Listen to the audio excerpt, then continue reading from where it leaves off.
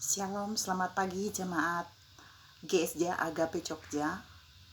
Pagi ini kita akan sama-sama dengar firman Tuhan, tapi sebelumnya mari kita satu di dalam doa. Ya Aba, ya Bapa, kami datang merendahkan hati di hadapan-Mu yang kudus. Kami bersyukur buat waktu yang Tuhan berikan bagi kami di tengah-tengah masa-masa sulit ini, untuk kami tetap bisa mendapatkan firman-Mu, untuk kami tetap bisa memberitakan firman-Mu, bahkan kami bisa mendengarkan firman-Mu, dan kami siap melakukan firman-Mu. Berikan kami telinga seorang murid untuk mendengar suara-Mu Bapa. Berikan kami hati seorang hamba untuk siap melakukan apa yang Bapa sampaikan pagi ini bagi setiap kami. Pengurapan dari Allah yang Maha Tinggi turun memenuhi setiap kami, karena pengurapan ini akan mengajar kami tentang segala sesuatu yang Bapa sampaikan pagi ini bagi setiap kami. Kami tetap memilih seperti Maria, duduk di kaki-Mu Yesus, mendengarkan suara-Mu, supaya kami dapat mengambil yang terbaik yang tidak akan pernah diambil daripada kami.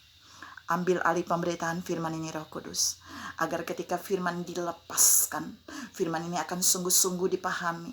Firman ini akan tertanam, berakar, bertumbuh, dan berbuah 100 kali lipat, hanya bagi kemuliaan-Mu Tuhan Yesus. Ambil alih pemberitaan firman ini Roh Kudus sekali lagi, biar hanya nama Tuhan yang akan dipermuliakan. Dalam nama Yesus yang adalah firman yang hidup, setiap kita yang siap mendengarkan firman Tuhan bersama saya berkata, Amin. Ya, shalom saudara. Saya ulangi, tes spirit. Shalom. Iya, saya percaya saudara juga meresponi shalom saya. Ya, pagi ini Tuhan akan berbicara buat saudara dan saya di dalam kitab Mazmur. Mazmur 33. Mazmur 33 ayat yang ke-9. Mazmur 33 ayat yang ke-9, dalam hitungan yang ketiga kita akan sama-sama membaca bagian firman ini. Saya menunggu untuk saudara membukanya. Iya. Oke, 1. Mazmur 33 ayat yang ke-9. 1, 2, 3. Ya. Sebab Dia berfirman maka semuanya jadi.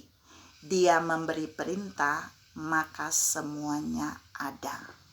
Demikianlah firman Tuhan. Yang berbahagia adalah kita yang mendengarkan firman Tuhan, tetapi kata firman Tuhan lebih berbahagia adalah kita yang mendengarkan firman Tuhan dan yang memeliharanya. Pagi ini saya bersyukur mendapat kemurahan Tuhan untuk menyampaikan firman Tuhan buat seluruh jemaat GSJA Agape Jogja. Dan firman ini benar-benar Tuhan memberikan pewahyuan bagi saya untuk saya menyampaikannya buat saudara. Ya, tema khotbah saya pagi ini saya beri judul 7 level manusia dalam mengalami mujizat. Saya ulangi, 7 level manusia dalam mengalami mujizat Tuhan. Ya, kalau saudara dengar tentang kata mujizat, itu ada pada firman kita tadi, Mazmur 33 ayat yang ke-9. Dia berfirman, maka semuanya jadi. Itu mujizat. Bahkan kalimat kedua dari firman itu berkata, jika Dia memberi perintah, maka semuanya ada. Itu juga mujizat. Dan mujizat ini akan terus dialami selama firman itu berbicara bagi saudara dan saya. Tapi kita mau lihat 7 level ini, 7 level orang manusia, setiap kita yang ada di 7 level ini dan mengalami mujizat Tuhan. Kita masuk pada level yang pertama. Level yang pertama adalah level was-was. Apes. Kok gitu ya Bu? Iya. Matius 13 ayat 58. Di level ini kalau saudara nanti baca, sebenarnya itu bercerita tentang kehadiran Yesus di kota Nazaret dan hampir tidak pernah melakukan mujizat di sana. Mengapa? Ada 2 hal. Karena orang-orang di sana tidak percaya kepada Yesus. Yang kedua, mereka kecewa dengan Yesus. Di dalam Matius 13 ayat 58 meneguhkan itu. Ini menunjukkan bahwa ada banyak orang di level pertama ini, level was-was, mereka hampir tidak mengalami mujizat Tuhan. Hampir Tuhan tidak mau buat mujizat. Hanya karena mereka tidak percaya. Hanya karena mereka kecewa dengan Tuhan. Tuhan menegur saudara dan saya pagi ini. Walau sulit, walau ada masalah, kita tidak boleh kecewa dengan Yesus. Kita juga harus tetap percaya supaya kita akan mengalami mujizat. Kita tidak ada di level ini. Saya percaya jemaat GSJ Agape Yogyakarta tidak ada pada level ini. Kita pindah level yang kedua, saudara. Level yang kedua adalah level rawat jalan. Saya sebut level rawat jalan. Kita bisa lihat di dalam Lukas 17 ayat 11 sampai 19. Di level ini adalah orang-orang yang mengalami masalah, tapi mereka bisa berjalan. Dan ketika mereka terus berjalan, mereka bertemu dengan Yesus. Pertemuan itu membuat mereka mengalami kesembuhan, tapi bukan pada saat itu. Saat mereka di jalan. Makanya saya sebut level rawat jalan. 10 orang kusta yang bertemu dengan Yesus di jalan, mereka tidak perlu masuk rumah sakit. Tapi Alkitab menceritakan Yesus melepaskan perkataannya bagi mereka. Dan perkataan itu mereka terima, mereka percaya. Di perjalanan mereka melihat tubuh mereka menjadi sembuh. Mereka percaya, mereka menerima, dan mereka berjalan. Firman yang sama mau disampaikan buat saudara dan saya jika kita ada di level 10 orang kusta. Kita mengalami masalah, kita mengalami pergumulan, tapi tetap kita masih dibuat Tuhan mampu berjalan dan beraktivitas. Itu puji Tuhan. Titik utama di sini adalah pertemuan dengan Yesus. Kita boleh sakit, kita boleh mengalami krisis, kita boleh mengalami masalah, pergumulan, kekurangan, dan lain-lain. Tapi pertemuan kita dengan Yesus akan membawa kita mengalami mujizat di jalan hidup kita. Seperti 10 orang kusta itu. Berita baik buat GSJ Agape. Yesus yang sama juga mampu melakukan mujizat untuk perjalanan pergumulan gereja GSJ Agape Jogja. Mengapa? Gereja ini sedang bergumul dalam perjalanan untuk memiliki gedung, bukan? Percayalah, setiap pertemuan saudara dengan Yesus, setiap firman yang dia lepaskan buat gereja, buat jemaat, gembala sidang, percaya itu, ambil itu, dan berjalanlah dengan firman itu. Di perjalanan pergumulan saudara, mujizat akan terjadi seperti si lumpuh itu. Tiba-tiba akan ada mujizat. Tuhan juga bisa buat itu bagi gereja GSJ Agape Yogyakarta. Gedung bagi Yesus itu mudah. Dia pembuat mujizat itu. Kita pindah pada level yang ketiga. Level yang ketiga, orang mengalami mujizat. Jadi level orang di level ini adalah rawat inap. Harus menginap. Kita bisa lihat di dalam Yohanes 5 ayat 1 sampai ayat yang ke-8. Si lumpuh yang sudah menginap di Serambi Salomo 12 tahun lumpuh.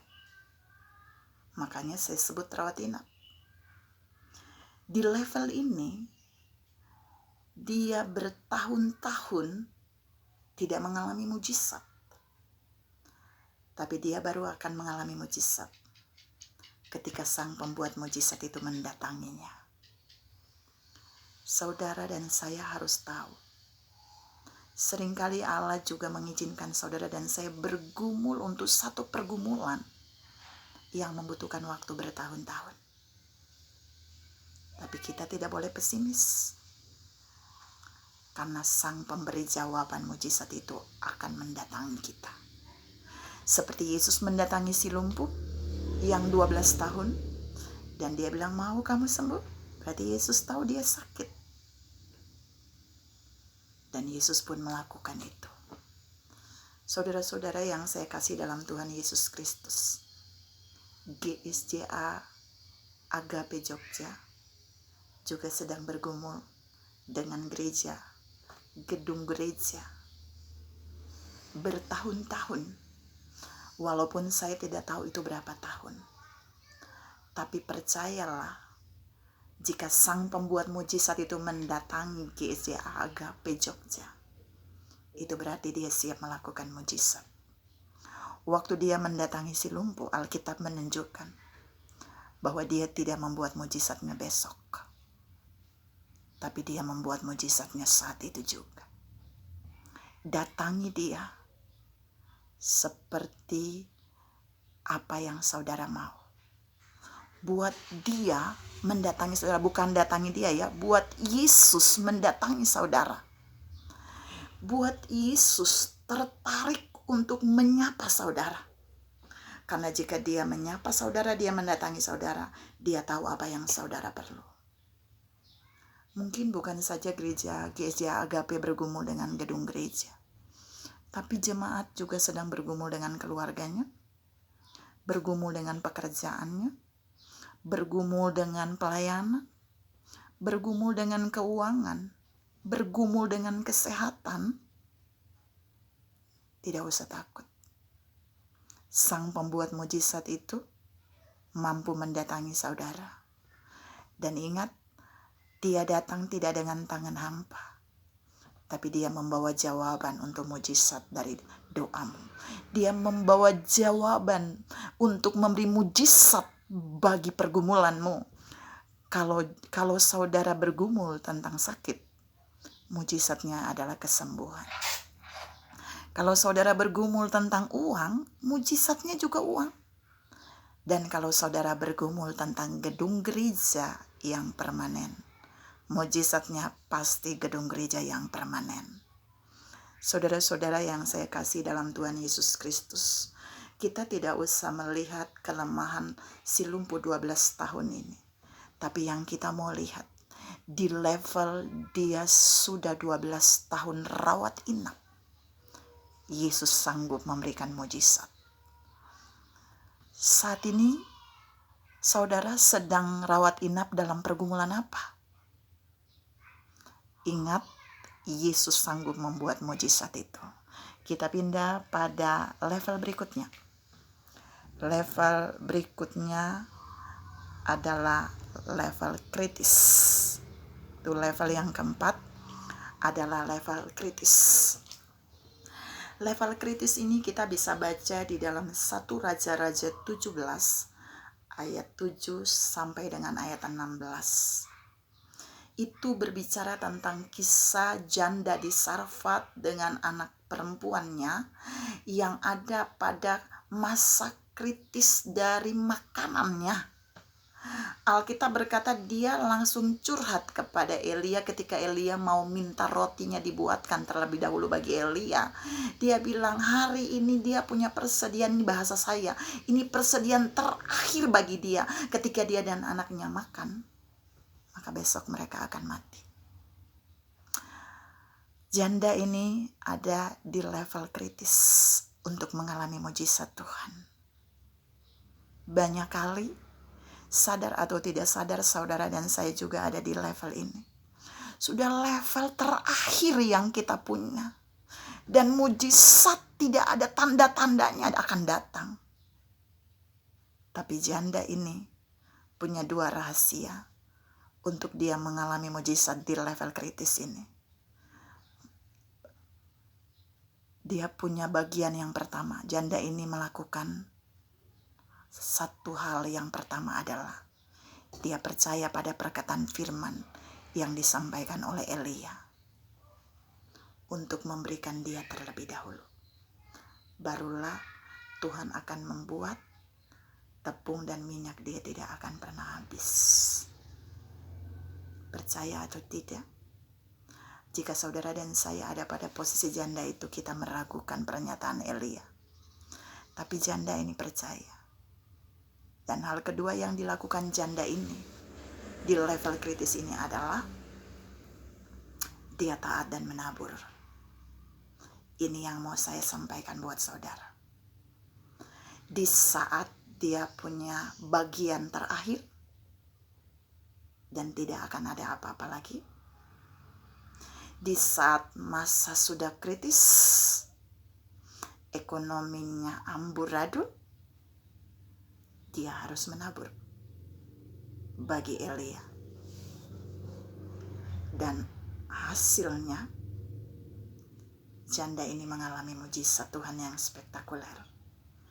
Alkitab berkata di dalam 1 Raja-Raja 17 ayat 16, tepung dan minyak itu tidak pernah habis sampai Allah menurunkan musim hujan di negeri itu. Keren kan? Saat ini mungkin banyak orang sedang ada di titik janda ini. Dengan mewabahnya COVID-19, banyak orang berkata mereka sedang ada di titik kritis. Tapi ada berita baik buat saudara pagi ini. Di titik kritis itulah jika kita taat pada firman Tuhan, jika kita percaya pada firman Tuhan yang disampaikan bagi kita, dan jika kita menabur karena Tuhan yang memerintahkan, maka mujizat pelipat gandaan itu akan datang kepada kita.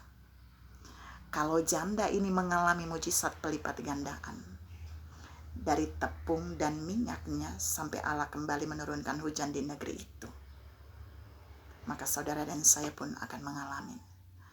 Tidak peduli sangat sedikit apa yang kita punya hari ini. Taat, percaya pada firman-Nya, dan menabur. Taat, percaya pada firman, dan menabur. Maka mujizat itu akan datang kepada saudara. Kita pindah pada level yang berikut. Level yang kelima, level seseorang sebelum dia mengalami mujizat, yaitu level koma. Habis kritis, koma. Level koma di sini kita bisa lihat di dalam Bilangan 11 ayat 18 sampai ayat 23. Kalau janda tadi dikritis 1 hari baru mau meninggal. Karena apa? Dia masih punya untuk persediaan dia makan. Tapi ini di level koma, di Bilangan 11 ayat 18 sampai 23, Musa nggak punya apa-apa untuk memberikan makan kurang lebih 600.000 bangsa Israel yang ada di padang gurun, sesuai di dalam firman itu, yang mau makan daging. Sebagai gembala yang membawa mereka keluar dari padang gurun, Musa tidak punya begitu banyak uang untuk membeli kambing domba. Dan mau dibeli di mana di padang gurun? Di titik koma itulah Sang pemberi hidup itu memberikan jawaban bagi Musa. Dalam pertemuan pribadi Musa dengan Allah, Allah memberikan jaminan kehidupan mujizat akan datang bagi Musa dan bangsa Israel.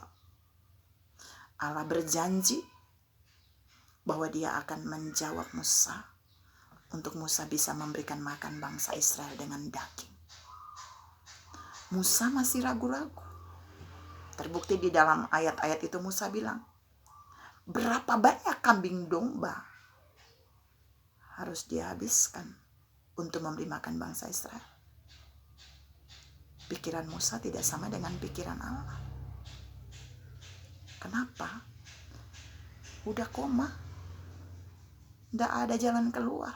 Tidak ada solusi. Tapi Alkitab kemudian membuktikan. Allah membuat mujizat. Ingat, dia membuat mujizat. Dalam Bilangan 11 ayat 23 dia bilang, kamu akan lihat apakah firmanku tidak akan terjadi. Seperti Mazmur 33 ayat yang ke-9 tadi yang kita baca. Sebab jika dia berfirman, semuanya jadi. Ini benar-benar dialami Musa. Allah berfirman, Allah akan mendatangkan daging kepada bangsa Israel yang 600.000 orang itu. Dan terbukti terjadi hujan daging. Dan ingat, hujan daging itu tidak terjadi satu hari, saudara.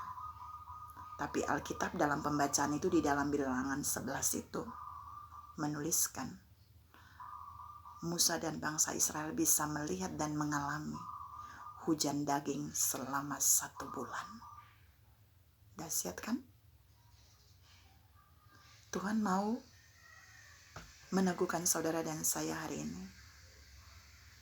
Seberapa komanya pergumulan saudara yang tidak lagi punya jawaban. Tuhan punya mujizat buat saudara. Makin bahaya keadaan saudara, sebenarnya makin dahsyat mujizatnya. Titik koma Musa. Tapi di titik koma itulah Allah menjawab Musa dengan mujizat 30 hari. Tidak peduli saat ini uang saudara lagi koma, ekonomi saudara lagi koma, pelayanan koma, pekerjaan koma, apa aja yang lagi koma.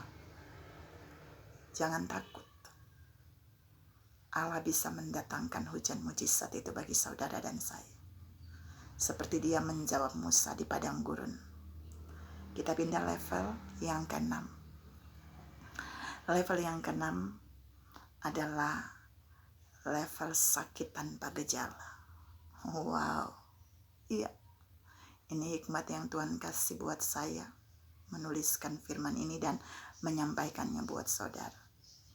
Level sakit tanpa gejala kita bisa temukan ada di Yohanes 2 ayat 1-11. Apa? Pemilik pesta perkawinan di Kana, pengantin itu, mereka kekurangan anggur. Masalah, tamu banyak, anggur kurang. Parahnya lagi, yang punya pesta nggak tahu. Sakit tanpa gejala, nggak nyadar. Hal ini sering terjadi buat saudara dan saya, apalagi di masa-masa kritis ini. Di masa-masa COVID-19 ternyata bukan saja COVID-19 yang bisa menyerang orang tanpa gejala, tapi orang yang mau mengalami mujizat Tuhan juga ada di level sakit tanpa gejala. Seperti pemilik pesta perkawinan di Kana itu. Mereka nggak tahu. Untungnya mereka mengundang Yesus. Jadi Yesus bisa mendeteksi dan Yesus juga bisa memberikan jawaban atas masalah mereka. Saudara-saudara yang saya kasih dalam Tuhan Yesus Kristus, mungkin saudara dan saya tidak seperti pemilik pesta itu, tapi kita punya sakit yang lain tanpa gejala, tanpa nyadar, tanpa kita sadar dan orang lain gak lihat, tapi Tuhan melihatnya. Mau tahu? Seperti orang yang tidak membayar perpuluhan. Itu termasuk salah satu penyakit tanpa gejala yang menyerang seseorang kalau dia nggak bayar perpuluhan. Masa sih Bu? Iyalah. Ada banyak orang ketika masa-masa sulit ini memilih tidak membayar perpuluhan. Justru saat mereka tidak membayar perpuluhan, belalang pelahap akan menyerang mereka. Dikeruk habis, bisa lewat penyakit, bisa lewat macam-macam. Dan uang itu akan habis tanpa mereka sadar. Dan yang akan menyadarkan mereka pasti Tuhan.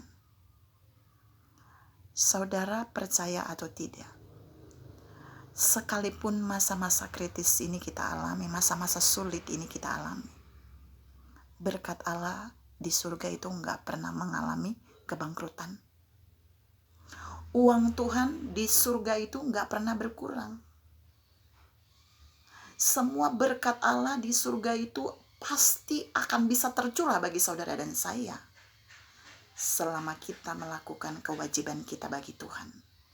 Maka hak kita akan dilimpahkan oleh Tuhan kepada kita. Kerjakan bagian kita dengan baik untuk Tuhan, maka Tuhan akan memberikan yang terbaik bagi kita. Saya ulangi, Tuhan mengingatkan, persembahan persepuluhan yang tidak saudara berikan atau persembahan yang lain, tanpa sadar saudara ada di level yang keenam, level sakit tanpa gejala. Orang gak tahu, tapi ingat Yesus tahu. Dan Yesus pasti berikan solusi buat saudara. Kita pindah level terakhir, sudah 25 menit. Level terakhir adalah sehat walafiat dan tetap mengalami mujizat. Saudara-saudara yang saya kasih dalam Tuhan Yesus Kristus, kita bisa lihat di 2 Tawarik 1 ayat 6-13. Itu kisah Salomo tidak sedang bermasalah, tapi dia tiba-tiba membawa 1000 kambing domba, lalu mempersembahkannya di mezbah Allah yang pernah dibangun oleh ayahnya Daud. 1000 kambing domba, tidak ada hujan, tidak ada panas, Salomo mau mempersembahkannya bagi Allah. Keren kan? Tidak ada alasan untuk kita memberi sesuatu baru kita beri. Tapi kita harusnya memberi terus untuk Tuhan segala yang terbaik dalam segala keadaan, apalagi keadaan baik. Seperti Salomo, waktu dia mempersembahkan 1000 kambing domba, Alkitab menceritakan Allah menantang dia dengan pertanyaan, mau apa kamu minta daripadaku? Keren gak? Artinya mujizatnya sudah ada, tinggal Salomo minta langsung diberi. Ini keren kan? Gak pakai nunggu-nunggu mujizat. Mujizatnya tersedia, kalau mau ngomong langsung datang mujizatnya. Salomo minta 2. Tapi perhatikan, yang tidak diminta Salomo pun Allah memberinya. Level ini adalah level orang Kristen yang paling dewasa, yang harus mempraktekannya. Semua kita harus mempraktekannya. Berikan korban persembahan kepada Allah yang terbaik, yang berbobot, yang bernilai, yang berharga. Bukan ecek-ecek, bukan sisa-sisa, tapi beri yang terbaik. Maka yang saudara minta dan yang tidak saudara minta pun, Allah akan berikan mujizatnya. Bahkan kalau saudara lihat sepanjang perjalanan hidup Salomo tidak mengalami kemiskinan. Dia diberkati dengan kekayaan yang luar biasa. Saudara-saudara yang saya kasih dalam Tuhan Yesus Kristus, di mana level saudara untuk mengalami mujizat? Semua level ada mujizatnya. Tapi di level yang ke-7, mari kita miliki level itu. Tinggal di dalamnya, hidup di dalamnya, dan jadi berkat bagi banyak orang. Tuhan memberkati saudara. Amin.